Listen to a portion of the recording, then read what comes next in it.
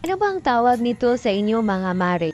Yung ganitong klaseng isda. Kasi sa amin dito mga mare ay bilong-bilong ang tawag dito. Bilong-bilong din ba ang tawag dyan sa inyo mga mare?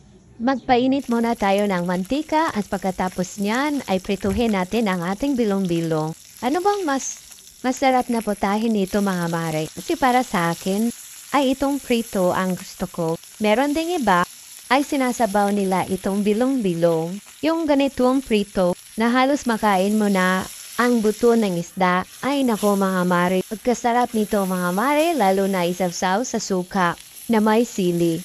Pwede rin naman itong lagyan ng crispy fry para di masyadong tumarsik yung mantika natin. Bali 5 bilong-bilong lang ang ating pinrito nito mga mare para sa ating umagahan. Ayan na mga mare, luto na ang ating bilong-bilong. Subukan nyo rin ito mga mare at tsak magugustuhan nyo. At isawsaw nyo rin ito sa suka na may sili.